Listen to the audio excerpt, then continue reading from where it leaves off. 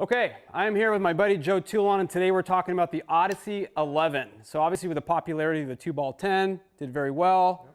What do we have here, Joe? This one goes to 11.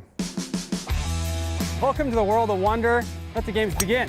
Oh, this thing's awesome. It's actually a lot of fun to hit. This is Mr. Phil Mickelson. Phil, it's nice to meet you. I know a lot about your bag. How much do you know about your own? Not as much as you. Hey, that's a good reason to put an iron in your bag. There's so much that goes into adjusting a golf club. Do you see that? All right, we're back in the lab. I got Joe here. We're going to hit some putts with the 11. We're going to find out what he meant by that we added one thing. So first stop, Joe, the look of this thing. Yeah, so it's unique. What we try to do with this one, where the 2-ball 10, we kind of took the overall shape of the number 10. This one we wanted to take a little bit more design inspiration from the number 7, which is a putter that Odyssey is very well known for. So we took a lot of those kind of lines and angles of it and kind of brought it into this slightly bigger footprint, a little bit more forgiving, and just kind of a sleeker look. So the one thing we talk about a lot, you talk about CG.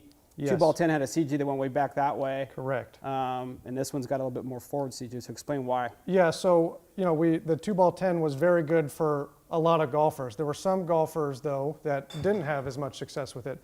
And we started to kind of dig into why that may have been. And we started looking at the CG location of it. So the 2-ball 10, very forgiving, but the CG was really far back, so far away from the face.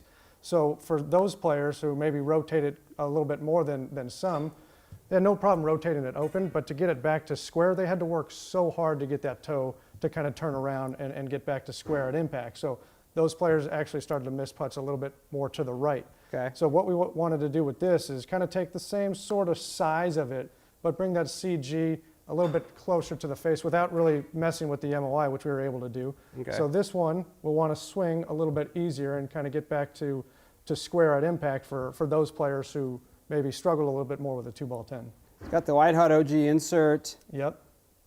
A couple different hosels that we can do on that. We'll have a double bend, face balance. This one, you got the S-neck here to give it a little bit more rotation. Okay, so this is my question. So you went through this a little bit with Rombo over the course. He was in a 2-ball 10 to start the season. The CG thing came into play for him, why he switched in the Rossi. So this is theoretically a middle ground between where he was and where he is now, right? Absolutely, absolutely. Yeah, the Rossi had a little bit more forward CG, a little bit more than this, and for him, he liked to rotate the face. So he's a field player. That worked for him. He squared that up nicely, and that's what worked for him. But obviously, there are a lot of different ways that people can putt, and we got a lot of options for him, and this is a great one. This is a great middle ground. Yep. I really like to feel this thing. Obviously, you have the White Hot OG face. I think the Odyssey 11 is going to fit into that middle ground player that that likes the 2-ball 10 but didn't quite square it up. This is a nice middle ground for them. Odyssey Stroke Lab shaft, as you can see. I want to thank Joe Toulon for walking us through this thing. If you have any questions, go to odysseygolf.com. Odyssey 11, that's a wrap.